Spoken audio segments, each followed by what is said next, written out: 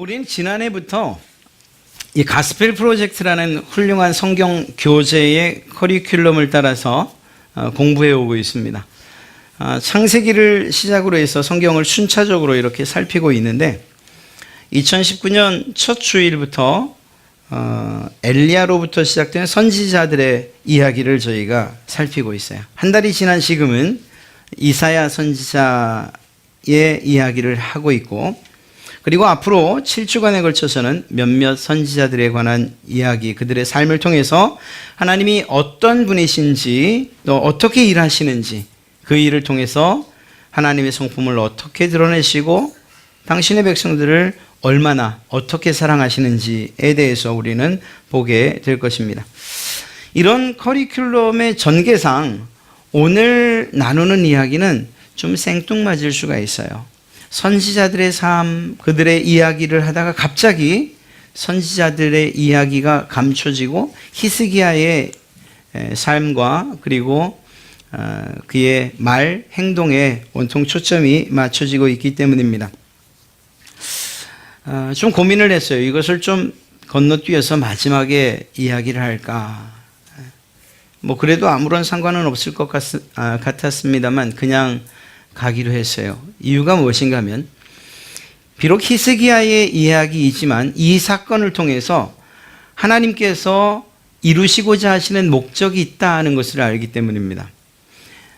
지금 살피는 선지자들의 이야기, 그리고 그들의 삶과 행동들을 통해서 하나님이 첫째는 이스라엘 백성들에게, 두 번째는 온 천하 만민에게, 그리고 우리에게 하시고 싶은 이야기가 사실은 이 히스기야의 이야기 가운데 담겨 있기 때문이죠. 그래서 이 히스기야에 관한 오늘 이 기사를 다루고 나면 앞으로 보게 되는 7번에 걸친 선지자들의 이야기에도 공통적으로 적용되고, 뿐만 아니라 그 이후에 살피게 되는 구약의 나머지 부분, 그리고 또 신약에 이르기까지 성경의 맥을 관통하면서도 이 관점으로 본다면 우리에게 큰 유익이 될 거라고 생각을 해서 히스기야의 이야기를 하기로 했습니다. 오늘 히스기야의 이야기는 사실은 19장으로부터 시작되지 않습니다. 18장으로부터 시작되는데, 그의 아버지와는 다른, 아하스와는 완전히 다른 그러한 삶을 살았다고 그렇게 성경은 진술하고 있어요. 당시에 북이스라엘과 남유다의 왕들은 하나님 앞에서 부끄럽고, 그리고 다윗이 걸었던 길과는 전혀 다른 길을 걸었던 그러한 왕들이라고 평가를 받고 있었어요. 가장 큰 문제는 우상을 섬기는 일이었고, 또 다른 문제는 하나님께서 눈여겨보고 그리고 보살피라고 한 약자들에 대한 배려가 전혀 없는 그런 삶이었습니다. 다시 말하면 하나님께서 말씀하시는, 그리고 원하시는 공의와 정의가 전혀 실현되지 않는 그러한 나라였다는 거죠. 그리고 그러한 결과로 인해서 그들은 이방의 공격을 당해야 했고, 또 마지막에는 포로로 잡혀가는 이러한 일들이 있게 됩니다. 이렇듯이 정말 많은 왕들이 하나님께서 기뻐하시는 길들을 걷지 못했던 반면에 가뭄에 정말 소낙비와도 같은 그러한 한 사람이 나타나는데, 그가 바로 히스기야입니다.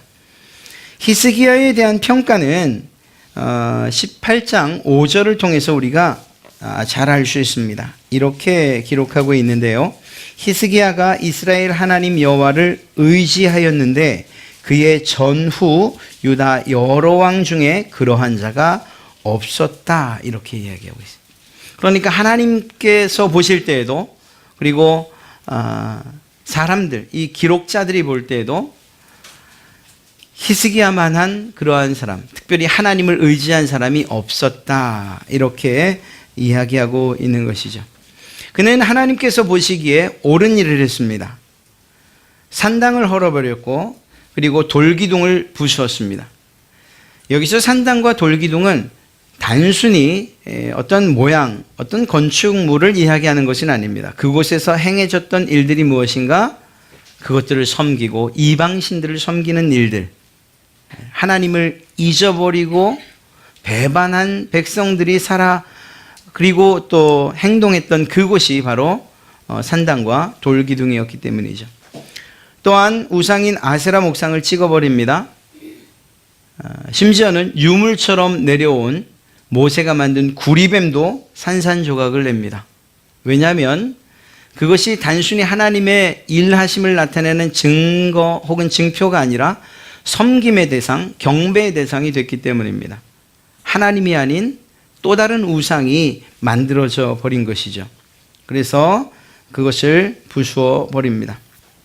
그리고 또 다른 기사에 의하면 히스기야는 하나님을 떠나지 않고 하나님께서 명령하신 계명들을 성실하게 지켰습니다.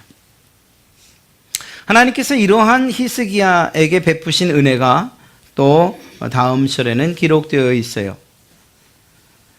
18장 7절부터 8절 사이에 여호와께서 그와 함께 하심에, 첫째는 히스기야가 하나님과 함께하고 그를 온전히 의지했던 것처럼 하나님께서도 히스기야와 함께 하셨다고 기록하고 있죠. 그래서 그가 어디로 가든지 형통하였더라 라는 말로서 하나님께서 그에게 베푸신 은혜를 기록하고 있는 것을 보게 됩니다. 그리고 나서 기록되어 있는 내용이 저가 아수르 왕을 배반하고 섬기지 아니하였고 그가 블레셋 사람들을 쳐서 가사와 그 사방에 이르고 망대에서부터 견고한 성까지 이르렀더라. 비록 큰 정복은 아니었지만 유다 주변에 다른 여러 나라들을 정복하고 또 그들과 싸워 이겼던 그러한 내용들을 기록하고 있는 것을 보게 됩니다. 표면적으로 보면 그래요. 하나님께서 정말 사랑하시는 히스기야, 하나님을 사랑했던 그 히스기야에게 하나님께서 은혜를 베풀어 형통케 하셨다.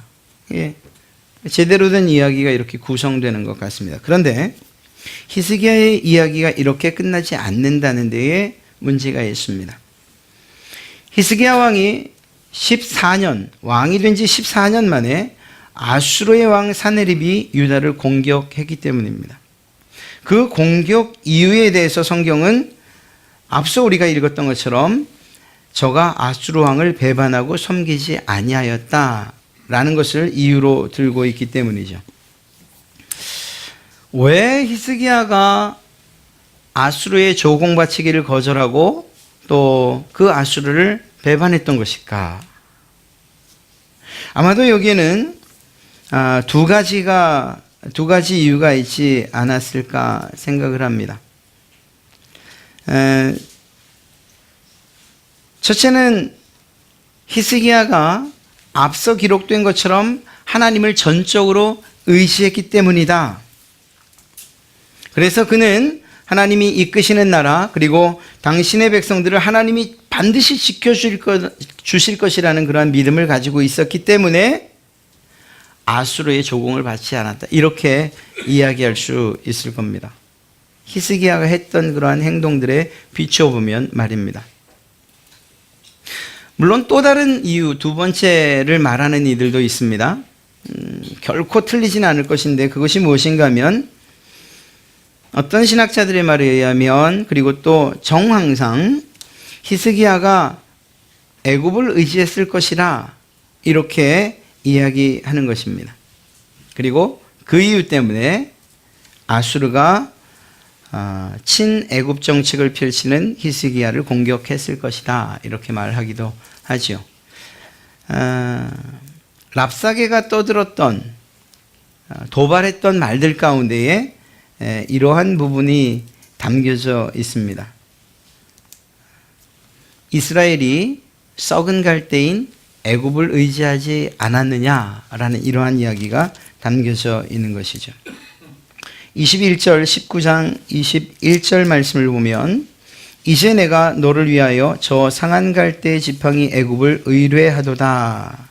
사람이 그것을 의지하면 그의 손에 찔려 들어갈지라 애굽의 왕 바로는 그에게 의뢰하는 모든 자에게 이와 같으니라. 이것은 하나님의 말씀이 아니고 랍사게가 했던 그러한 이야기입니다. 물론 하나님도 동일한 이야기를 하셨어요.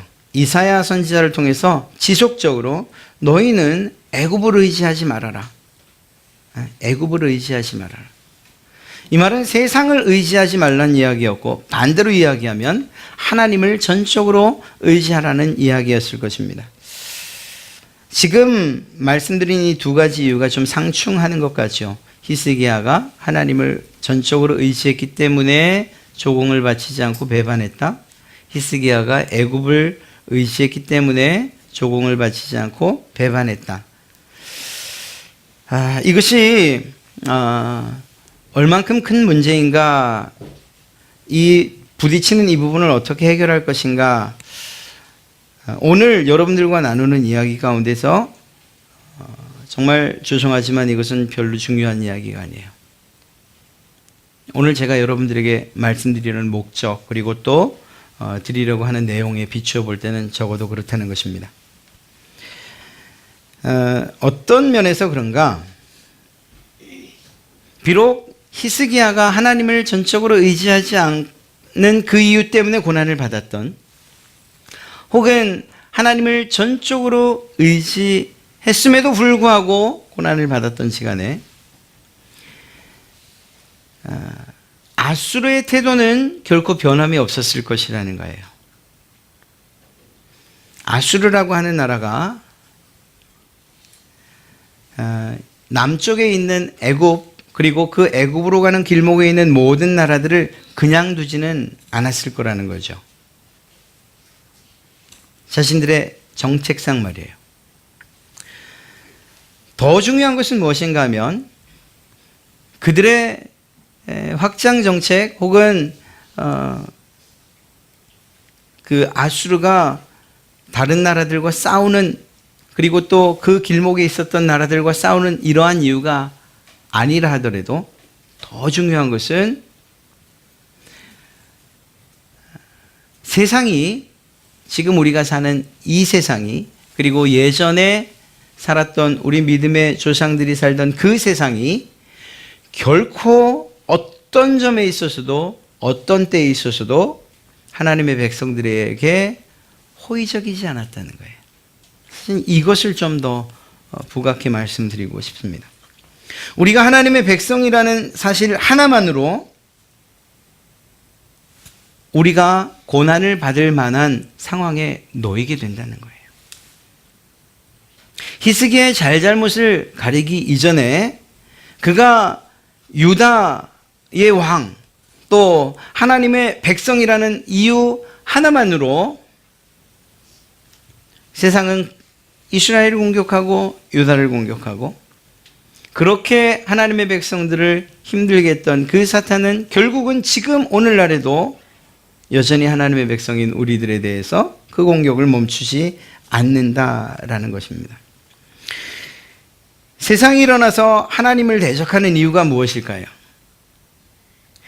세상이 일어나서 하나님의 백성들을 대적하는 그 이유가 무엇일까요?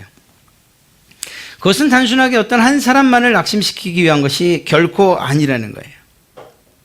우리 각자 한 사람이 낙심하고 다시 일어서고 하는 것, 이것도 중요하지만, 그러나 사단의 입장에서, 세상의 입장에서 볼 때 중요한 것은 무엇인가 하면, 그들이 우리를 유혹하는 것을 통해서, 우리를 핍박하는 것을 통해서, 그렇게 해서 무너지는 우리를 통해서 하나님의 나라와 또한 그분의 통치와 하나님을 조롱하는 것, 그것이 목적이라는 것입니다.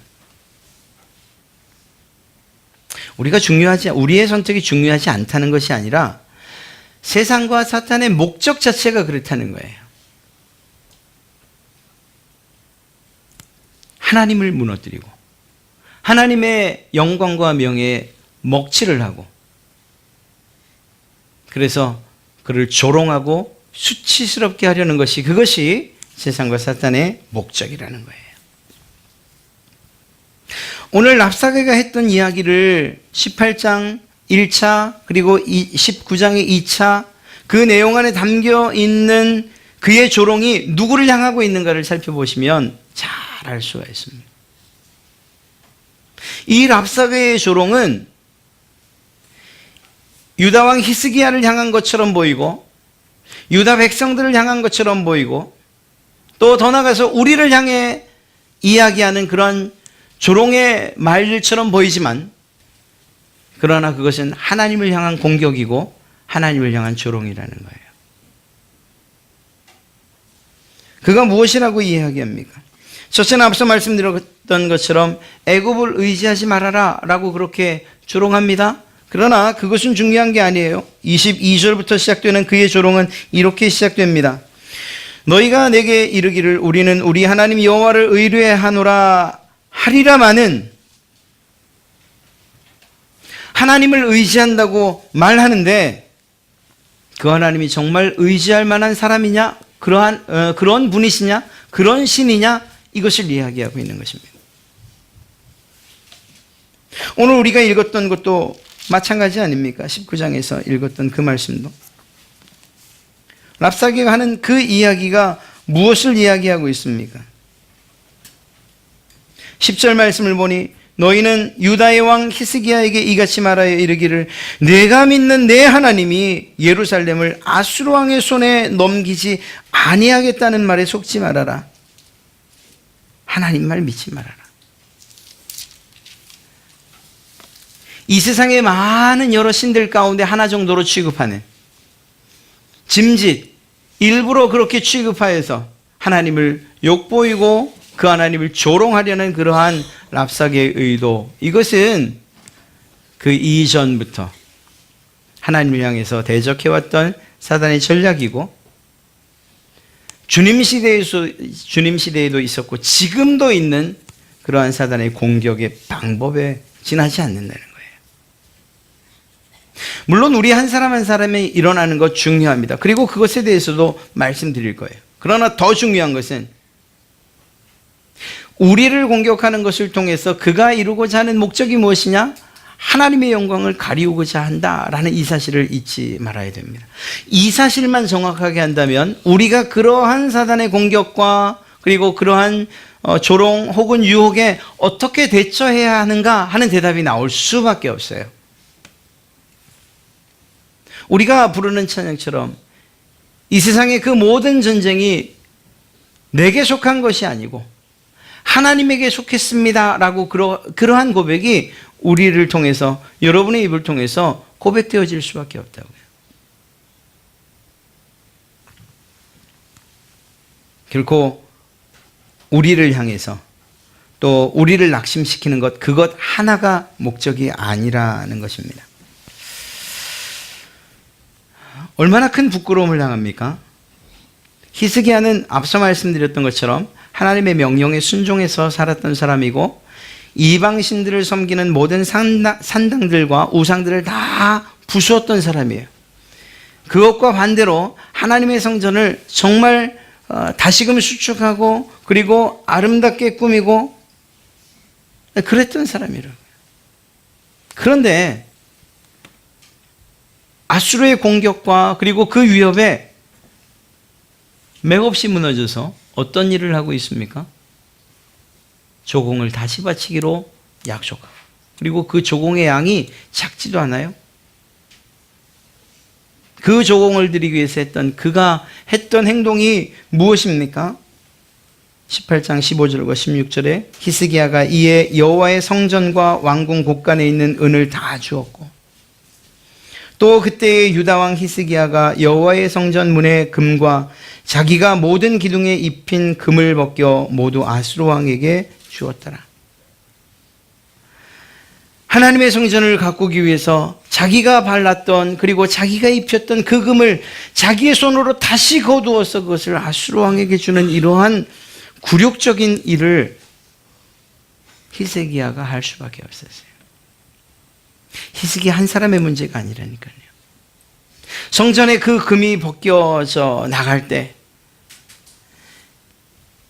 정말 가장 조롱을 당하고 그리고 가장 큰 수치를 느끼셨을 분은 히스기야 그가 아니라 하나님이시라는 사실을 기억해야 됩니다.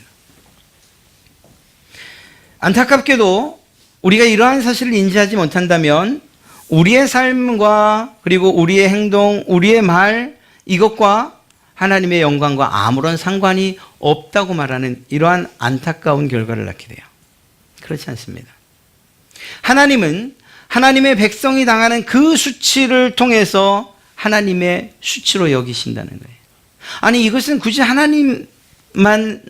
그분만의 이야기는 아니지 않습니까? 여러분, 그냥 비근한 예로 여러분들의 자녀들이 세상에 나가서 여러분의 친구들에게 조롱을 당하고 그리고 수치를 당해요. 그런 일이 혹여 있다고 치면 그것은 누구의 아픔이 됩니까? 당연히 부모의 아픔이 되는 거예요. 어디 가서 기도 못 피고 아무런 말도 못하고 주눅 들어서 사는 그러한 모습을 혹여 본다? 그것은 부모의 슬픔이 되는 거예요. 이스라엘 백성들, 특별히 하나님 앞에 헌신하고 그리고 하나님 앞에 정말 하나님을 전적으로 의지했던 그 히스기야가 아수르의 그러한 침략과 그러한 공격에 인간의 연약함을 드러내고 그리고 결국은 성전의 모든 금들을 벗겨 아수르에게 조공으로 바치는 이 모습, 이렇게 연약하고 부족한 이러한 모습, 이것을 통해 하나님은 수치를 느끼시고 조롱당함을 느끼신다는 거예요. 히스기야에게 그렇게 느낀다는 게 아니에요. 히스기야에게 그렇게 느끼는 게 아니고 그 히스기야를 그토록 만든 아수르에 대해서요. 그래서 하나님의 갚으심은 아수르를 향해 있는 거예요.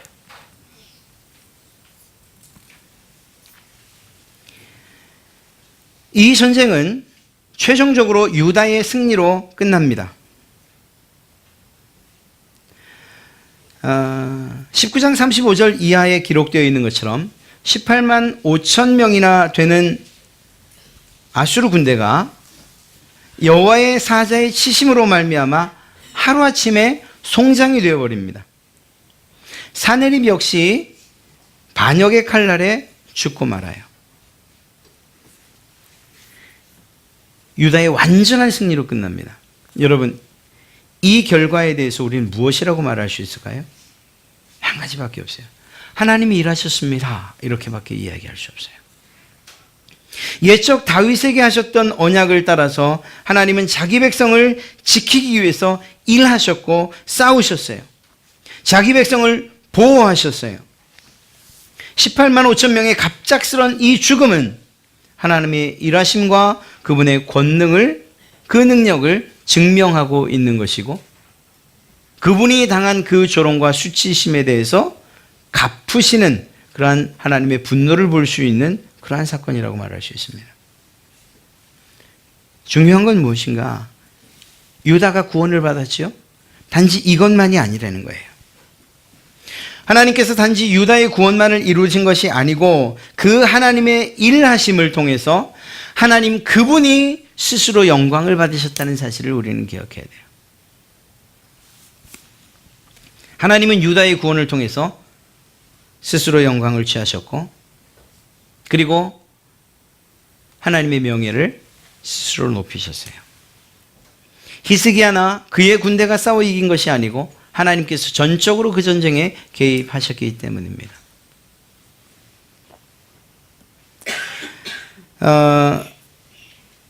웨스트민스터 소요리 문답 1번 문항은 사람의 제일 되는 목적이 무엇입니까? 로 시작합니다. 그리고 그 대답은 사람의 제일 되는 목적은 하나님을 영화롭게 하고 영원토록 그를 즐거워하는 것입니다. 라고 기록하고 있어요. 우리가 이러한 질문과 대답에 있어서 착각해서는 안 되는 것이 무엇인가 하면, 우리가 무엇인가를 하면 하나님께서 영광 받으시는구나. 그분의 영광이 점점 충만해져 가는구나. 라는 이러한 생각입니다. 그렇지 않죠? 하나님의 영광은 이미 충분하셔요. 충만하시고 완전하셔요.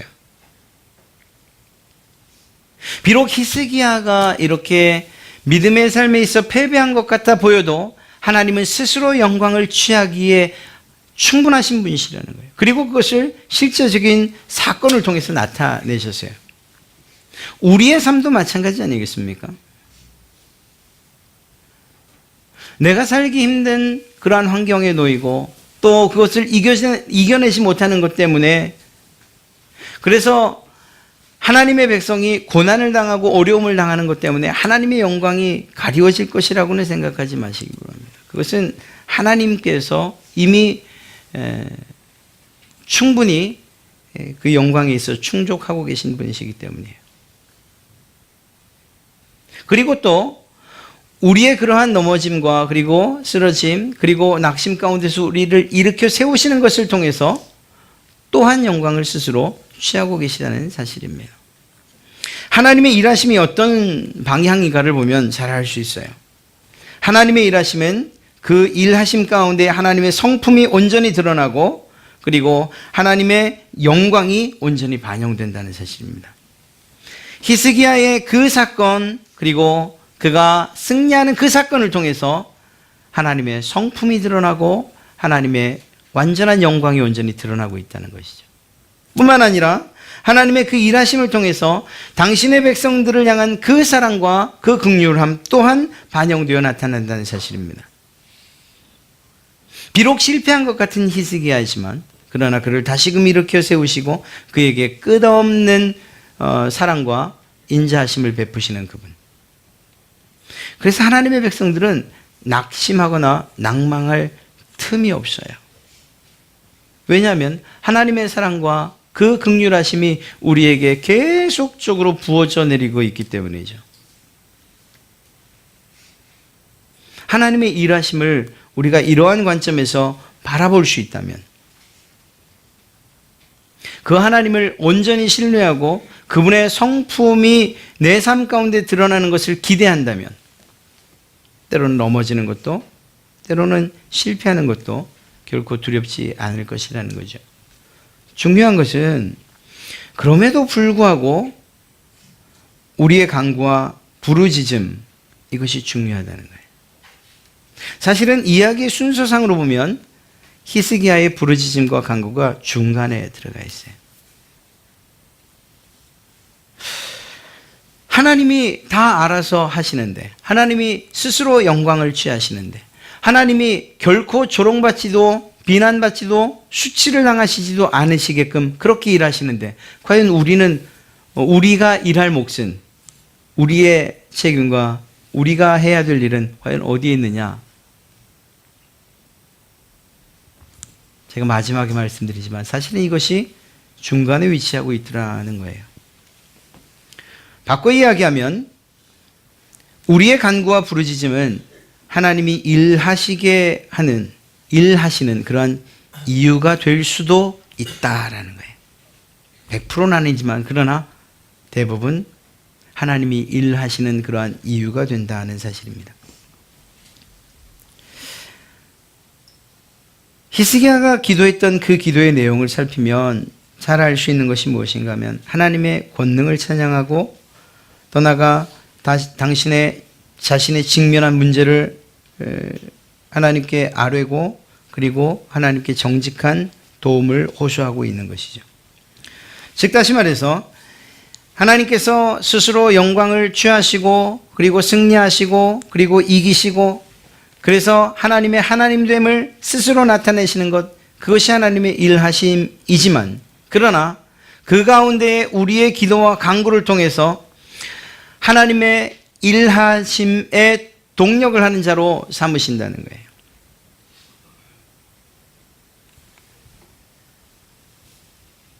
히스기야는 그렇게 고백하고 있습니다.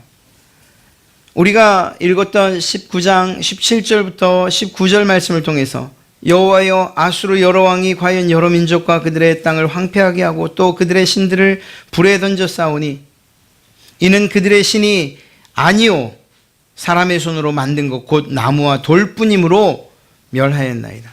아수르 왕이 지금까지 이야기했던 다른 나라들의 신들을 멸했다고 하는 것 그것은 사람이 만든 것들이기 때문입니다. 그리고 무엇이라고 고백합니까?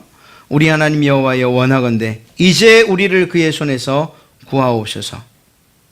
그렇게 해서 결국은 주 여호와가 홀로 하나님이신 줄 알게 하여 주시옵소서. 이것이 히스기야의 요청이고 기도였던 거예요. 단순하게 자기의 문제가 해결되는 것 그것뿐만이 아니고 그러한 일들을 통해서 하나님께서 영광 받으시기를, 하나님만이 홀로 하나님이라는 사실을 드러내 주십시오, 하나님 일해 주십시오라는 이러한 요청인 것이죠. 사랑하는 성도 여러분, 히스기야가 정말 이런 기도와 간구를 하는 것 좀 얼굴이 두껍다고 생각되지 않으세요? 앞서 말씀드렸던 것처럼 정말 그가 이집트를 의존하고 그리고 다른 나라들을 하나님보다 더 의지했던 결과로 그러한 수치를 당했다면 이것은 온통 히스기야가 책임져야 될 문제였잖아요. 여기서 우리가 한 가지를 알 수 있어요. 우리가 넘어지고 연약하고 죄를 지을 수 있는 그러한 사람이에요. 우리는 근본적으로 진노의 자식들이라고 그렇게 일컬음 받을 수밖에 없는 존재들이에요. 그럼에도 불구하고 히스기야처럼 이렇게 하나님을 향해서 하나님의 영광을 위하여 이 문제를 해결해 주십시오라고 기도할 수 있는 근거가 무엇이냐? 하나님의 약속에 있고 그분의 성품에 있더라는 거예요. 그분의 무한하신 사랑과 그리고 그분의 인자하심 가운데요. 이것이 히스기야에게서 끝난 것이 아니고 오늘날 우리에게 예수 그리스도의 모습으로 예수 그리스도 그분의 일하심 가운데도 온전히 나타나 있다는 것을 알 수 있습니다. 우리는 우리 스스로의 고백처럼 날마다 넘어지고 날마다 쓰러지고 때로는 날마다 실패할 수밖에 없어요. 그럼에도 불구하고 우리를 위하여서 십자가에 죽으신 그 예수 그리스도 그리고 그 십자가의 능력이 우리의 죄를 속량치 못하지 않는다. 모든 것, 그것이 어떤 것이든지 우리의 죄를 용서하신다는 이러한 믿음과 그리고 그 하나님의 약속에 의지해서 우리는 날마다 십자가 앞으로 나갈 수 있는 것이죠. 감사하게도 이렇게 쓰러졌지만 다시 일어나서 나가는 그 하나님 앞으로 나가는 우리들을 통해서 하나님이 영광을 받으신다는 거예요. 우리들을 일으켜 세우시고 그리고 그토록 우리를 조롱하고 우리에게 수치를 주던 그 세상을 향해서 승리하심을 통해서 하나님이 영광을 받으신다는 거예요. 오늘 이 히스기야의 사건을 통해서 가장 정말 영광 받으실 만한 그러한 주인공이 누구시라는 것을 우리가 잘 알고 있지 않습니까? 바로 하나님이시죠. 앞으로 보게 되는 그러한 모든 선지자들의 이야기도 마찬가지예요. 하나님께서 이스라엘 백성들을 향해서 호소하시죠. 다시 돌아오라고 이야기하셔요. 정말 이스라엘 백성들이 없어도 하나님이 영광 받으시는 데는 조금도 부족함이 없어요. 그러나 그들을 회개시켜 돌아오게 하시는 이 일을 통해서 그리고 그들을 조롱하고 공격하고 포로 삼았던 그 이방 나라들을 멸망시키고 무너뜨리는 이러한 일들을 통해서 단지 이스라엘 백성들이 하나님은 나의 하나님이십니다. 우리의 구원자이십니다. 라는 것을 이스라엘 백성들만 아는 것으로 그치지 않고 모든 세계가, 온 우주가 하나님이 하나님이라는 사실을 알게 하신다는 사실입니다. 이 사건은 예수님을 통해서 완성됐고 그리고 시작되었고 그리고 그 완성은 주님 오시는 날 완성될 거예요. 우리가 세상 가운데서 하나님의 백성이기 때문에 교회를 다니기 때문에 믿음을 가졌기 때문에 당하는 여러 가지 랍사개가 있던 그러한 조롱과 수치와 고난과 어려움들 그리고 낙심과 절망, 슬픔과 눈물 이 모든 것들이 그날 하나님께서 완전한 승리를 이루시는 주님께서 완전한 승리를 이루시는 그날 기쁨으로 변하고 그리고 희망과 소망의 시간으로 우리에게 다가올 줄로 믿습니다. 그 시간까지 히스기야가 했던 이 기도 우리가 앞에 어떠한 모습이었던 그것 상관없이 정말 하나님께서 받으시는 이러한 조롱이 내가 당하는 그러한 조롱과 수치스러움으로 여겨져 하나님 앞에 그 편지를 펼쳐놓고 기도할 수 있는 이러한 모습이 우리에게 필요한 것이죠. 그러한 여러분들을 통해서 하나님께서 영광을 받으시고 또한 이루시는 하나님께서 일하심과 이루시는 일들을 우리로 하여금 보게 하실 것이라는 것입니다. 18만 5천 명이나 되는 그러한 아수르의 군대가 한날 그리고 하루아침에 그렇게 죽은 송장이 되어버렸던 것처럼 우리가 결코 이길 수 없고 우리가 절망적이라고 했던 그 상황들이 하나님의 일하심으로 말미암아 우리에게 유익이 되는 것뿐 아니라 더 나아가 그 일을 통해서 하나님의 살아계심과 하나님의 일하심을 우리로 하여금 그리고 세상으로 하여금 보게 하실 것이라는 것입니다. 그러니 우리가 낙심하거나 절망할 이유는 없다는 거죠. 2019년을 어떻게 살아갈 것인가 묻는다면 기도하면서 살아가겠습니다. 하나님의 일하심을 기대하면서 살아가겠습니다. 설령 제 연약함으로 나의 부족함으로 말미암아 넘어지다 하더라도 그것 때문에 그저 주저앉아 있지만은 않겠습니다. 이것이 우리의 고백이어야 되는 거예요. 왜냐하면 하나님은 끊임없이 일하시는 분이시고 그리고 역사하시는 분이시고 스스로 영광을 취하시고 스스로 오직 한 분이신 하나님이시기 때문이십니다. 그러한 하나님이 여러분의 하나님이시고 또한 우리가 어떤 곳에 있든지 무엇을 하든지 또 어떤 처지와 환경에 있든지 간에 그분이 우리의 주인이 되어주시고 우리의 아버지가 되어주신다는 이 사실이 우리에게 큰 힘과 용기가 될 줄로 믿습니다. 그 하나님을 전적으로 의지하셔서 그 하나님의 영광에 동참하시고 또 그분의 일하심에 동력하시는 그러한 여러분 되시길 주님의 이름으로 축복합니다.